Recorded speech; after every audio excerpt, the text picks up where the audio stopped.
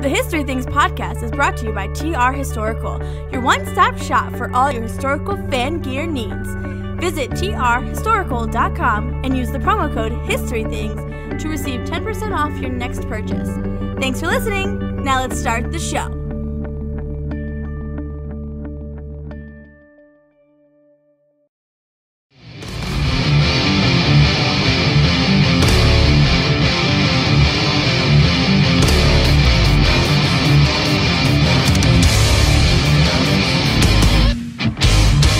Are you ready?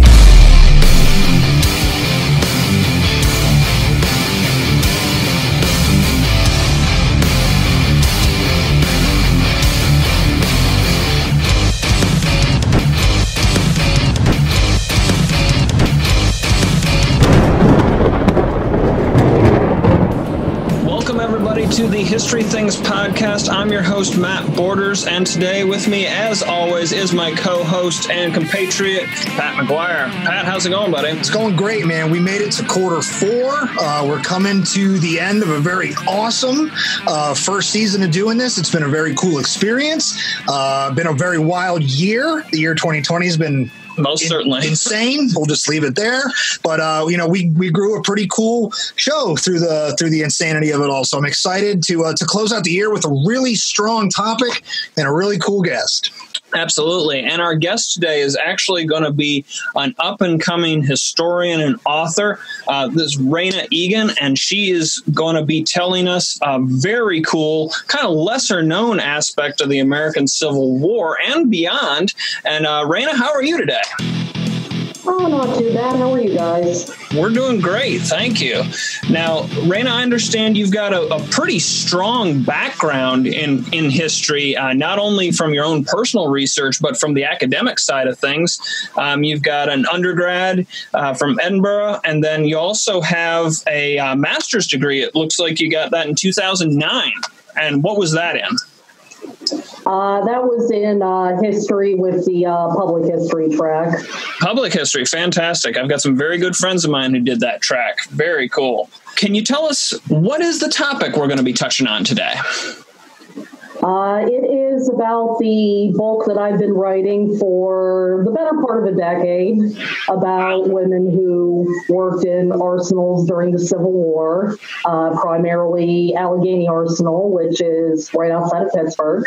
Is that where you're coming to us from? Are you joining us from outside the Steel City, if I'm not mistaken?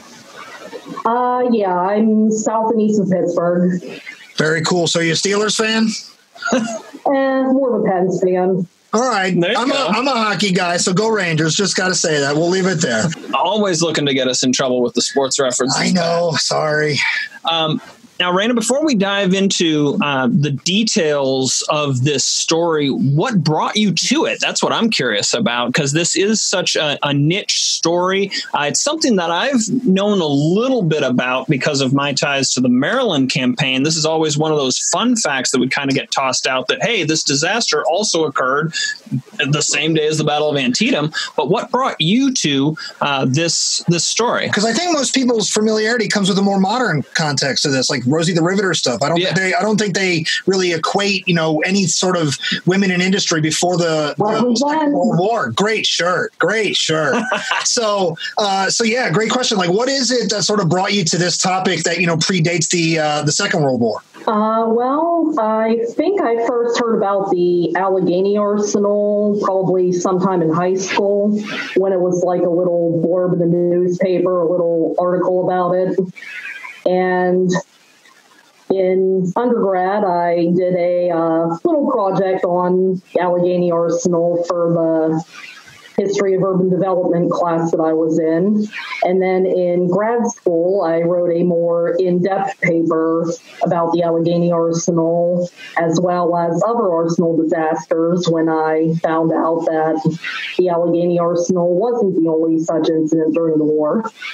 Interesting. When it comes to the Allegheny Arsenal, what are they producing? Now, obviously, Arsenal, we're thinking armaments, but during the American Civil War, actually, you know what? Tell us a little bit about the development of the Arsenal before we get into the stuff. When does it develop? Well, the Allegheny Arsenal is established in 1814 in Lawrenceville, which back then was its own town separate from the city of Pittsburgh. Now it's one of the neighborhoods of Pittsburgh, but back then it was its own town. Sure. And its location was significant because it was, near the headwaters of the Ohio where the Allegheny and the Monongahela come together. And the Arsenal is right along the Allegheny River. So its location made it significant because it gave access to the western frontiers. And it was established on 30 acres originally. Eventually, I believe it expanded to about 38. And it was between what's now 39th and 40th Streets and split in half by Butler Street. And as I said, it's right on the Allegheny as well as Penn Avenue. And what was being made there were small arms cartridges as well as smaller artillery pieces and shells, and also accoutrements like gun carriages, saddles, tools that the armies would have used. Are we talking things like cap pouches and cartridge boxes, like leather accoutrements, bayonet scabbards, and the like? Yes. Saddles, leather goods. Cool. Things like that. No big guns were made there. Some of those were made at the Fort Pitt Foundry in what's now the Strip District neighborhood of Pittsburgh. Oh, okay. So still fairly nearby? I don't know Pittsburgh too terribly well. Yeah, still fairly nearby, probably about 2 miles or so off. Oh, okay. So yeah, real close by. That's really interesting. So between the accoutrements they're making, the small arms manufacturing, and then just down the road, some big guns, Pennsylvania can support its own army practically. Now, 1814, you mentioned, is when it gets started. Is there a particular, obviously, we've got a war going on in 1814. Was it the War of 1812 that kind of spurs the development of Allegheny Arsenal? I think that was partly it, but it was also part of the country as a whole's efforts in establishing arsenals to build up its defenses. So more just like a growing thing for an army, for a nation that's kind of stepping out onto the world stage, not so much as a colony, but as an independent power of sorts, that you could say. Yeah. And it makes sense, too. You mentioned specifically that it's at the gate, one of the gateways to the Western territories at the time. So that makes a lot of sense that they would be doing it and putting it there along the rivers. Can you tell us a little bit about the folks that would have been working in the arsenal, either Allegheny or the others that you also have researched? Of course, with the Civil War beginning, there was a much greater need for workers, not only at Allegheny Arsenal, but other arsenals across the nation and in the North and South. And at this time, they're hiring more women and girls. And there were a few reasons for this. For one, there were a lot of men, off at war. Sure. And also, boys were seen as more mischievous and careless, and women and girls were seen as easier to control, easier to keep discipline. And another big reason was, of course, women could be paid less than male workers. Usually about a third to a half as much as what a man would have made in that same position. Half? Wow, that is a significant cut. Prior to the American Civil War, were there many female arsenal workers? Is it all guys? Is it the development of the female arsenal worker? Is that specifically kind of a war issue that has come up? From what I've seen, there were a few female arsenal workers before the war, but of course, with the war, there's a much greater need and desire for women to work there. Sure. And It appealed to a lot of women for a few reasons, mostly for those who needed to earn an income, especially with a lot of their men away at war and Army pay being unreliable and wartime inflation and all those factors. Absolutely. So Allegheny's probably got a rough idea on the quality that can be brought out by female workers prior to the war, and then they just up the ante when all of their male workers flee into the Army. So that makes a lot of sense. Flee into the Army is a good word, because I think some people were enlisting in armies in North and South, assuming they were getting away from other duties on the home front. And especially in 1861, doing so without realizing what was in front of them, the actual hardships of life in war. It's one thing to complain about your job when you're tilling a field or unloading a ship on a dock somewhere, but then suddenly you had fire and bullets and danger, and I'd rather be back on that dock pretty much every single time. Certainly. Now, Raina, you kind of hinted at the other United States arsenals at this time, not just Allegheny. They're also using female workers throughout the United States, or was this kind of a Pennsylvania thing? It was pretty much at most arsenals and other such facilities across the board, anywhere that they were making small arms cartridges and things like that. How about the Confederacy? Are they also utilizing the female workforce? Yes. And one of the other arsenal disasters that I'll get into in a little bit was at the Confederate States Laboratory on Browns Island in Richmond. That took place in the spring of 1863. And there were a good many female workers there as well. Damn. Well, let's start to dive into the meat of this thing. Let's talk about explosions. Yes. And arsenal explosions. I love explosions. I don't love arsenal explosions because innocent people not getting shot at usually get hurt in those. Right. Quick sidebar on just the arsenals exploding. You mentioned Browns Island, you mentioned Allegheny, obviously, and we're going to touch more on Allegheny in a moment. But do we have multiple accidents going on throughout the period of the Civil War or throughout the U.S.'s involvement with these arsenals? Oh, yeah. The Allegheny Arsenal was by no means an isolated incident. There were explosions at the Jackson Arsenal in Mississippi, actually, not too long after the Allegheny Arsenal explosion. There's the Browns Island one that I mentioned in the spring of 63. There's one at the Washington Arsenal in D.C. in the summer of 1864. Wow. Even in the midst of war, the home front is not necessarily a safe place at all. Beyond the invasions and the cavalry and everything else moving around, these folks that are literally just trying to raise enough funds to live and keep their families going are in a real potential peril. Now, when it comes to these explosions, and specifically, let's talk Allegheny, there have been numerous theories as to how this arsenal goes up. And as we talked about at the opener, the Allegheny Arsenal explodes the same day as the bloodiest single day in American military history, the Battle of Antietam, and thus it's often overshadowed by it. But can you dive in a little bit as to the various theories as to what happened there, and then maybe talk a bit about the one that you've really hitched your wagon to in regards to theories as to what happened? Because as I understand it, the Army basically said, we don't know. Wait, that would be an honest reaction. That came from a government place?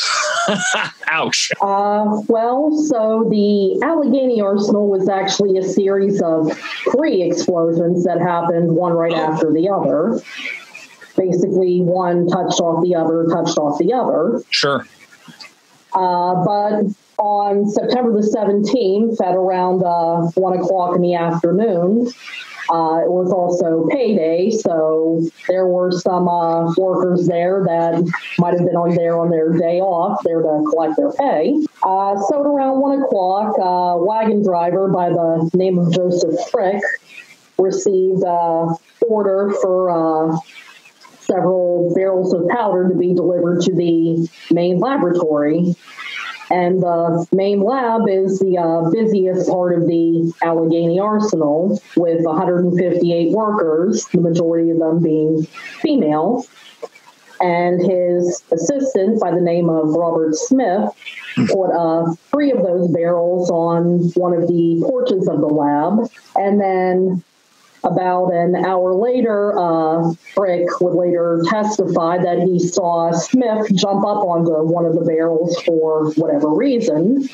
And one of those was without the lid, because sometimes powder would be distributed from the porch if the lab got a little overcrowded. Okay. And that sounds like an OSHA violation. Yeah, no OSHA yet. Yeah, a lot of that. Very safe, very safe. Later, one of the workers would later testify that he saw a flash of powder, and he was forced back by the explosion of those barrels that were on the porch. And depending on whose testimony you look at, that flash of powder came from either right under the wheel of the wagon or from one of the horse's hooves. And there's several theories as to how it touched off the powder.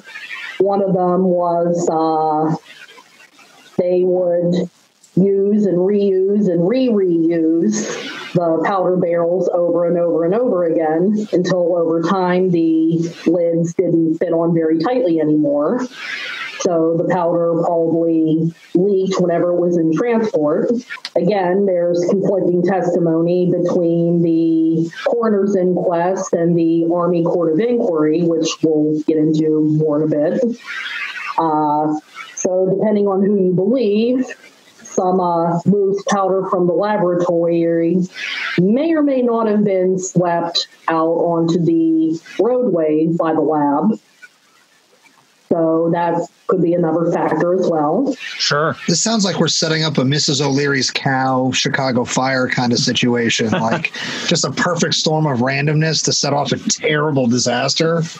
Good point. Now, with the horses and the wagons and things like that, we're getting potential sparks from the horseshoes, the metal horseshoes on, these are cobblestone streets, I'm assuming?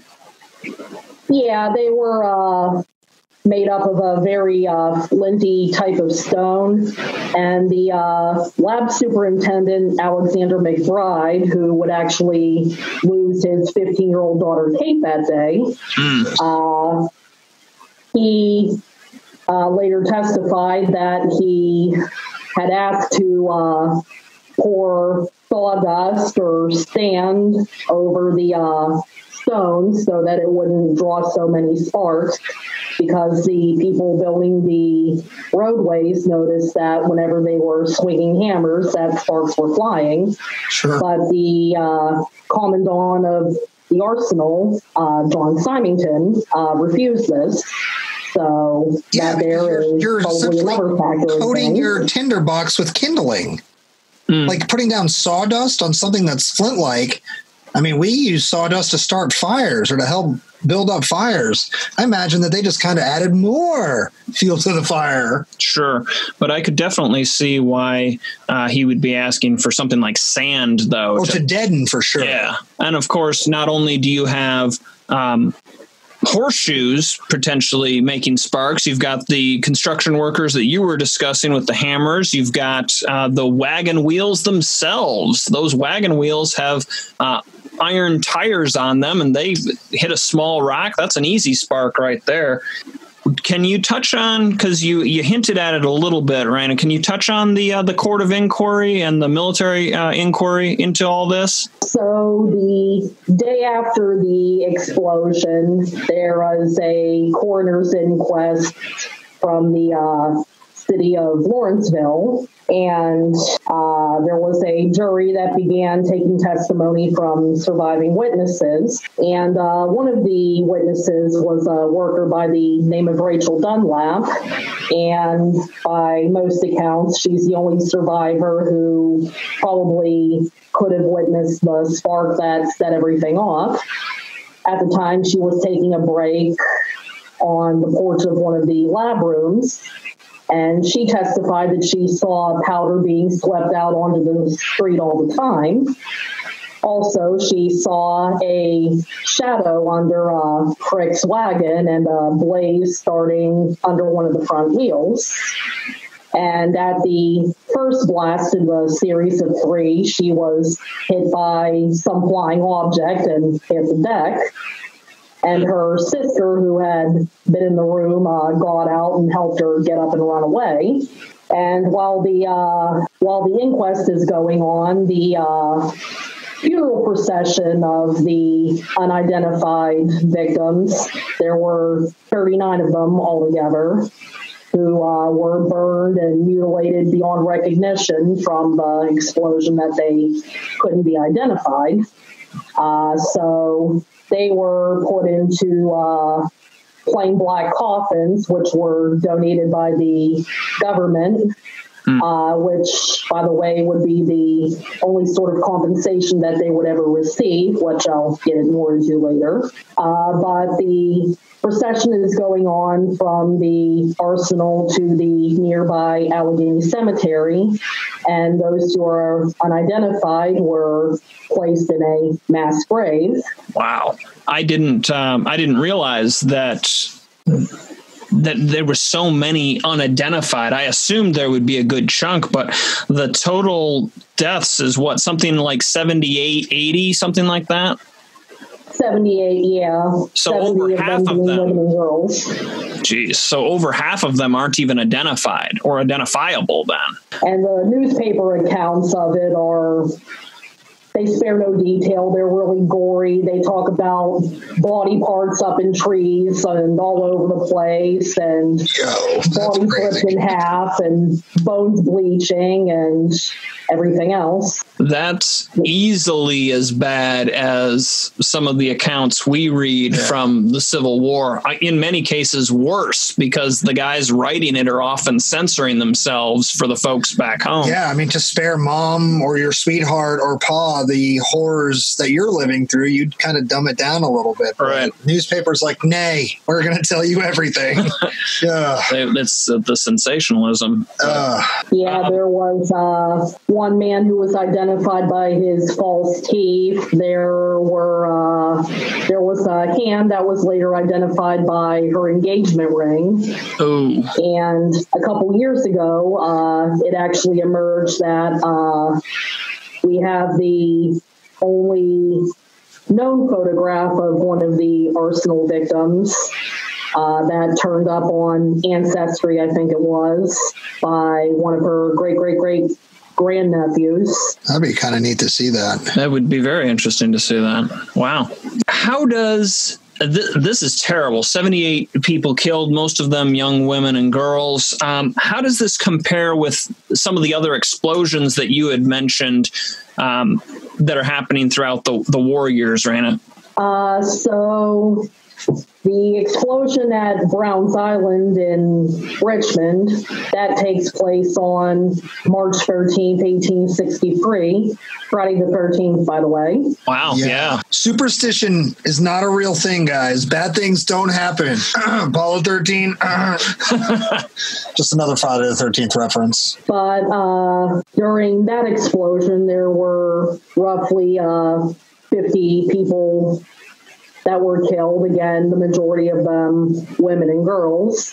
And as at Allegheny Arsenal, the majority of those they were either immigrants themselves or their parents were. And most of them were of Irish descent, as well as some of German descent. That's, the two main immigrant groups at the time, German and Irish. That makes a lot of sense, actually. Do we have much data on these other explosions? You mentioned Brown Island. How about how you'd mentioned one in Mississippi as well, and another in Washington, D.C. Beyond the newspaper articles, especially that one in D.C., I imagine there were several. Do we have much details on what happened at these other sites? Most of what I've seen does come from newspaper accounts. Sure. Because to my knowledge, there isn't a whole lot of post-war remembrances from the people who work there. Mm-hmm. I'm hoping that changes and eventually we find something. Right. Yeah, that would be fantastic if we could find something. So there's something for our listeners. If you have family that you've discovered through genealogy that may have worked at one of these arsenals, this is definitely something that folks are interested in. So feel free to reach out at the History Things Podcast at gmail.com. Absolutely. We'd love to hear from you. Now, in regards to the victims, these workers, what happens following the explosion? Were they compensated by the government for their injuries or for the loss of life? You kind of hinted that the government takes care of the caskets for the unknowns, but how about everybody else? Is there any other sort of compensation? This one's important to me, or one I'm interested in, because I work a blue collar job, in the construction industry. So like knowing that accidents and things like that can happen, in the modern day, we're very clear on how like the company I work for would take care of us in the event of XYZ. And, we take on our jobs knowing there's a certain element of like danger and risk and things that we're assuming, which I also assume the arsenal and factory workers of the war times were doing as well. But I'm interested as to hear how the workers that were victimized in the disaster, as well as their kin, were taken care of in the aftermath, for sure. For the most part, no. There wasn't a lot of any sort of government compensation. As I mentioned, at Allegheny Arsenal, they donated the caskets and the cemetery plot for the mass grave, but that's it. A couple decades after the war, there are some efforts in Pittsburgh to try to get funds raised for the survivors and their families, but these are shot down. Is that effort coming from? One of them is bill in Congress. Is that effort for fundraising coming from the families or the descendants, or is that coming just from the general population of Pittsburgh? Some of it is coming from the general population, but for the most part, it is coming from the citizenry of Lawrenceville and the families. The original monument erected over the mass grave was set up in 1863. It was an obelisk with the names of the people known to have perished at that time, with the second monument that was established in 1928, because the first one had taken quite a beating by that point. Sure. And also they knew all the names of all 78 who died. So the monument that you go to Allegheny Cemetery and see now, that has all the names of the victims. Fitting. At least they were able to expand the monumentation to include everyone. So I'm sorry, I'm flabbergasted by this. So we've got donated caskets, we've got a donated plot of land for these burials, but no sort of monetary compensation in any way, either from the government, the army, I would think, because of the arsenal, or the city of Pittsburgh. I guess Lawrenceville more specifically. Wow, that is heartbreaking. So what's going to become of these arsenal workers following the Civil War? Not just the ones that were potentially injured, but all of these workers, particularly the female workers after the war. Is this a Rosie the Riveter thing of World War I, World War II, where they just kind of boot them out of the factory and try to give the jobs to the guys? Pretty much, yeah. Oh, fantastic. They're pretty much all expected, for the most part, to go home. And of course, with the war ending, there isn't nearly as much of a need for that type of work. So pretty much all of these women do end up going home and resuming their lives as they did before. And you don't start to see really more working women until there's more immigration going on in the late 19th, early 20th centuries and up into World War I. Sure. No, absolutely. Huh. Well, I suppose I shouldn't be too terribly surprised by that. How about the arsenal itself? Can you tell us about post-Civil War? Do they continue to produce armaments there and other equipments and accoutrements? What's its continued use, and when does it eventually shut down? Because it sounds like there's really nothing left there. After the Civil War, production slows way down, and after about, say, 1868, whenever Lawrenceville gets absorbed into the city of Pittsburgh, it's primarily used as a storage depot. And production does pick up again somewhat when the Spanish-American War begins, but then it drops off again. Nothing like to create industry. True. And then in the 1920s, the land starts to get sold off, and the bulk of it gets auctioned off to a member of the Heinz family. Heinz is in the ketchup Heinz? Yep. Oh, really? That's kind of neat. I love Heinz ketchup. Who doesn't? Doing a little bit of prep work for this episode, I was looking into it. It looks like there might be one building they think was part of the original Arsenal complex. Is that the case? Is there much left of the complex that you're aware of? Not really, no. The building you refer to is the only one left from the pre-Civil War period. I believe there's 2 other buildings left that were added after the Civil War that are still around, but of course they're being used for different things. But that building is the magazine, and it's now being used as a restroom and a maintenance shed for what's now called Arsenal Park. Oh. And roughly where the lab had stood, the main lab that had exploded, it's now a baseball field right next to a playground equipment. Well, that's ironic, but something that's right up your alley there, bud. Huge baseball guy. Even though I'm a diehard Yankees fan, love it or leave it, not my problem. However, PNC Park is one of the, if not the most beautiful ballpark in all of Major League Baseball. So we got to tip the cap to the Steel City for producing quite a fine ballpark to play there. There you go. So the grounds are pretty much gone. It sounds like there's the one Arsenal building left, but the Arsenal keeps coming up in the news. I saw just from this summer, I guess some Civil War ordnance was dug up there in Pittsburgh. Did you get a chance to hear about that? What exactly happened there, Raina?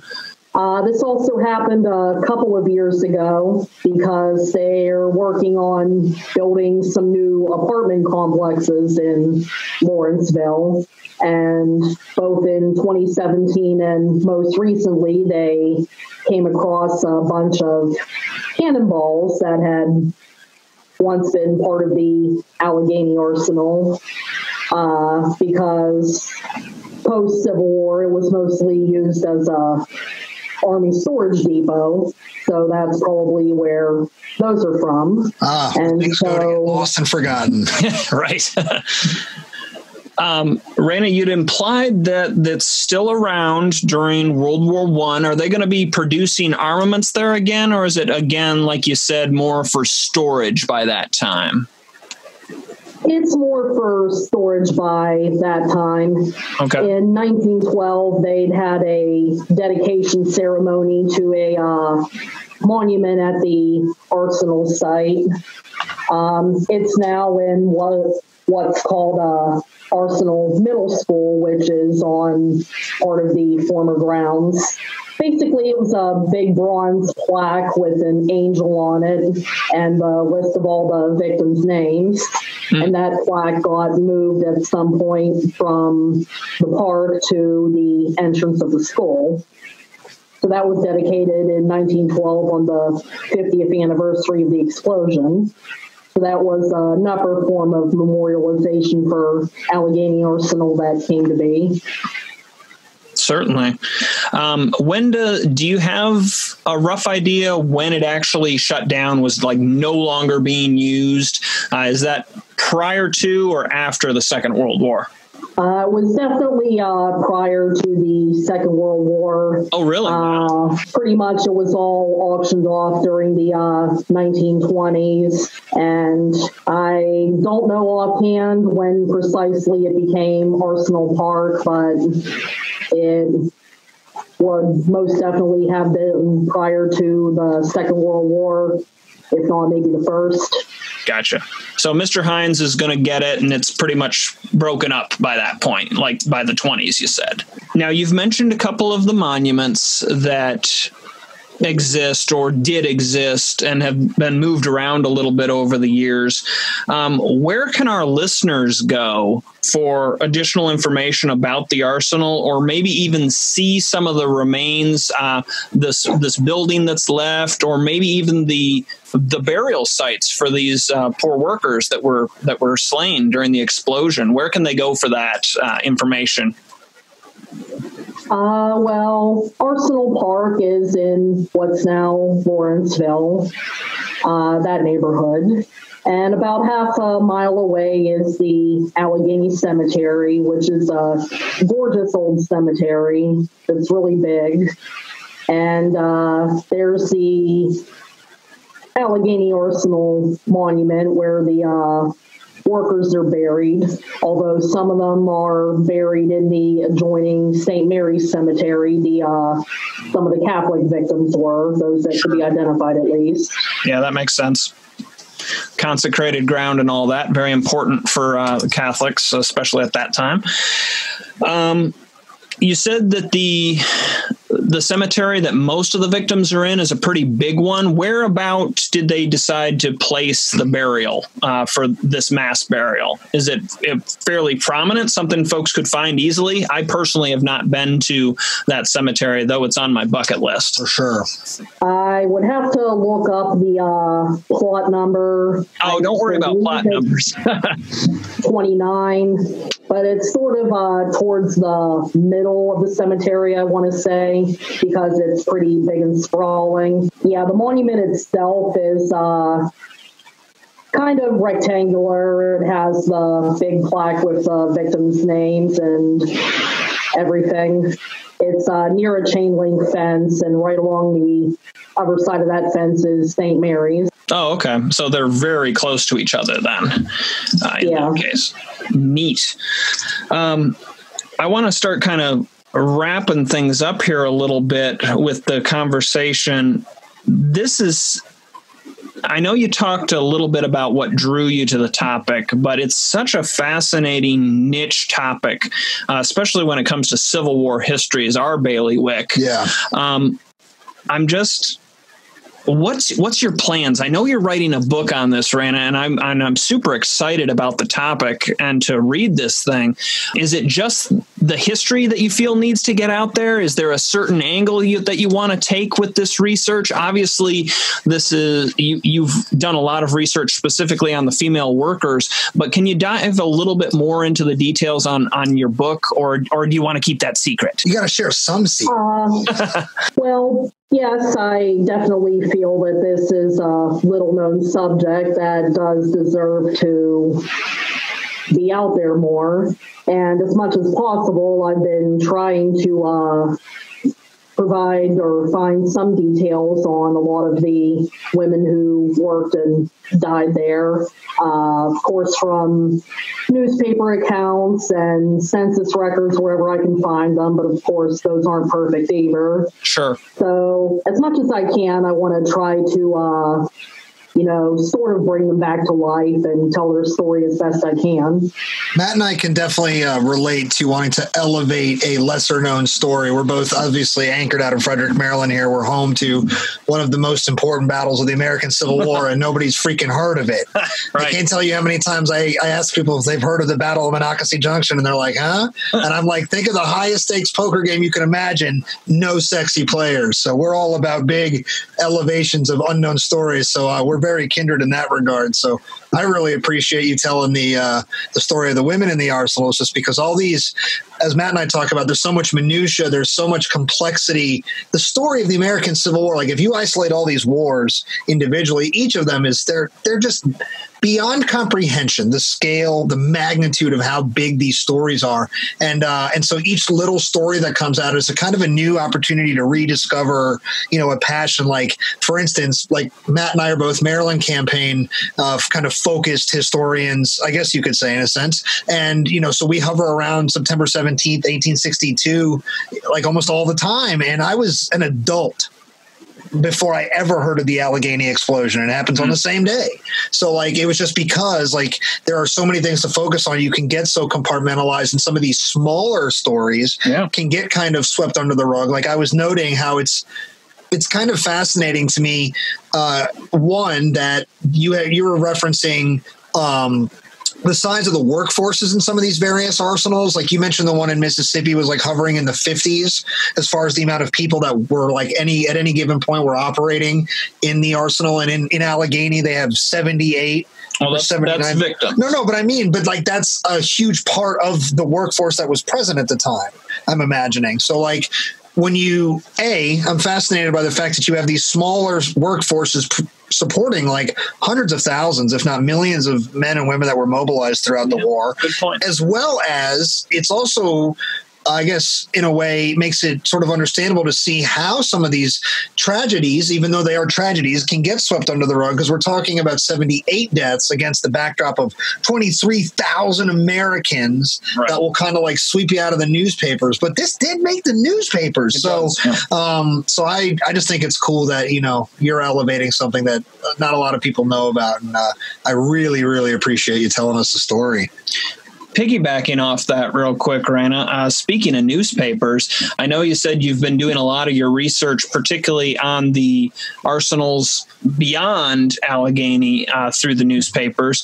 How much coverage was there?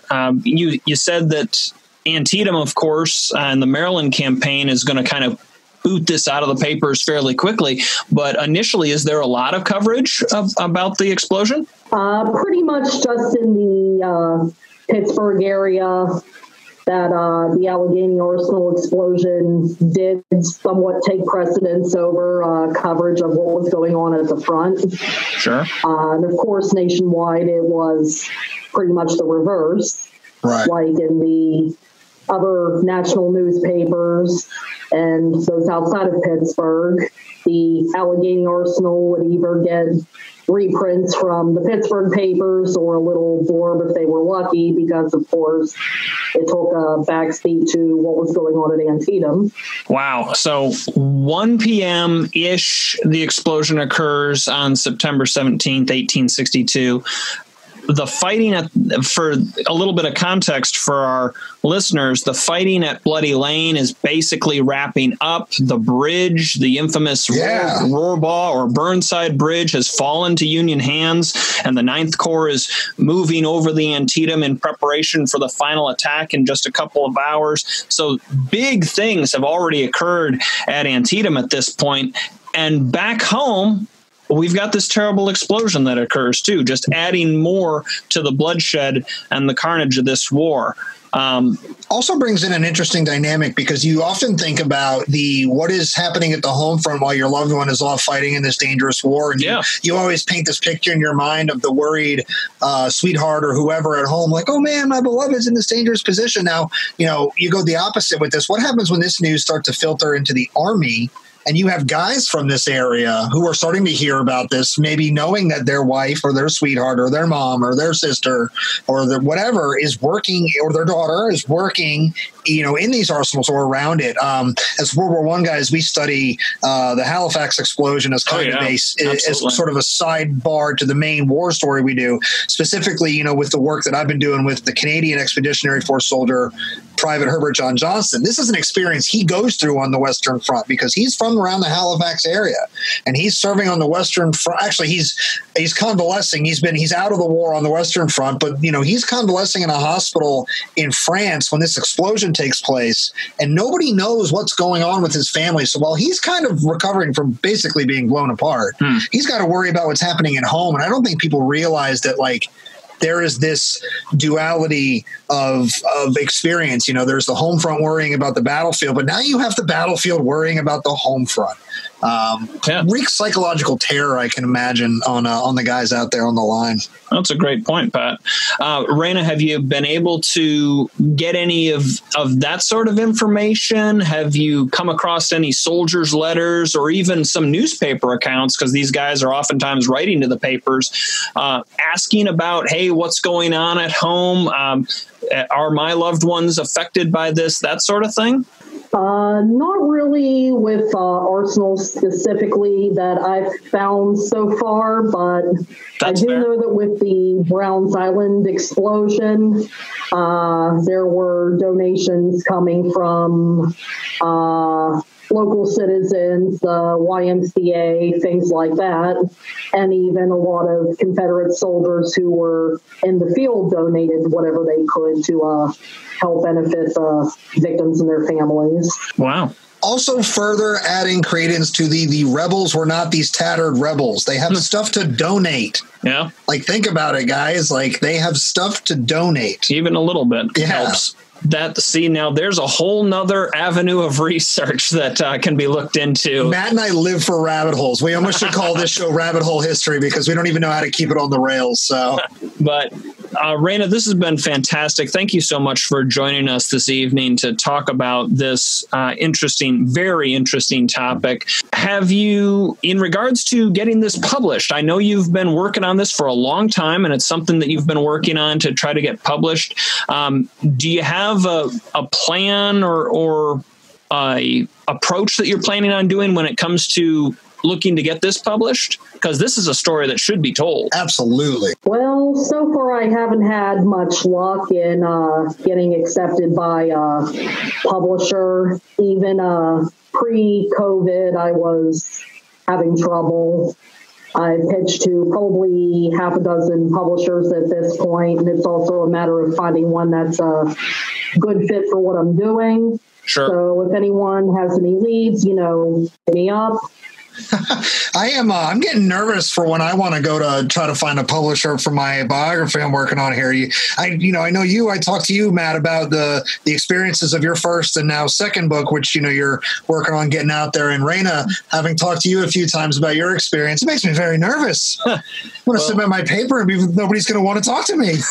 Well, it's not an easy experience. And the world of COVID, just like you said, Raina, is making it all the harder. My second book's been pushed back because of that. So this does happen. It was well over, it was probably a dozen different editors and publishers we talked to before we hooked somebody. So yeah, it's a process. I know what you're going through and I don't envy that. I also think it's cool that we exist in the 21st century now though, because I kind of came into this industry by not agreeing with the way traditional things are done in the history world. And I just kind of showed up and was like, hey, I'm here. And because, that's how we kind of got in contact, was through a similar way. You're out there kind of in the world already telling the story, book deal or not, which is awesome. Right.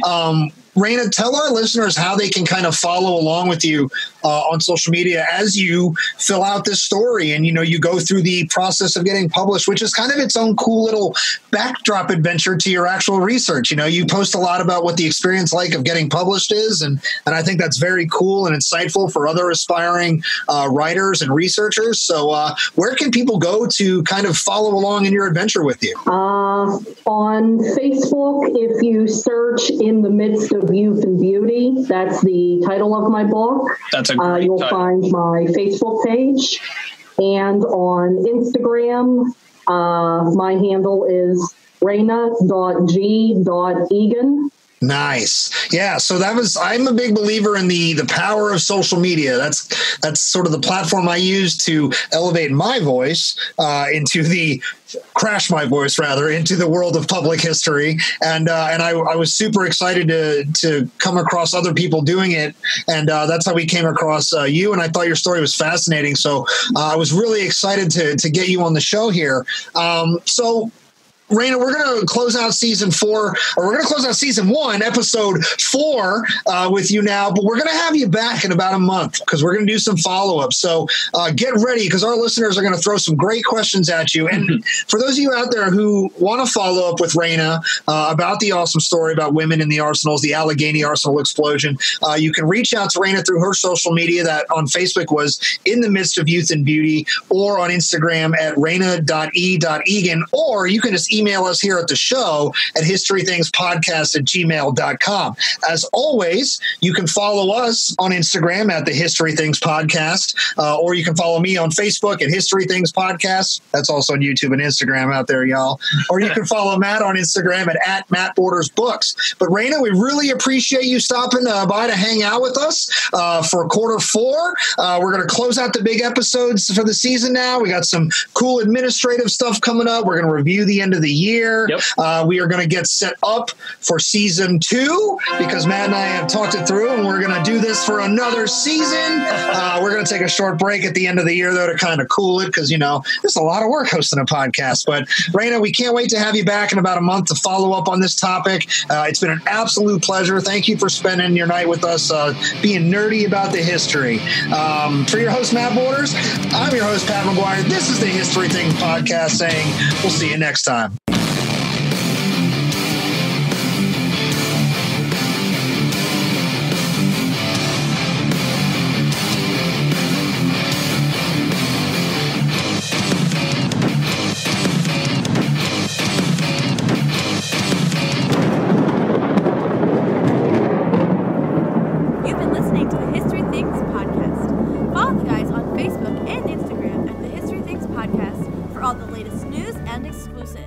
Make sure to also follow Pat and Matt on their social medias at History Things with Pat and at Matt Borders Books.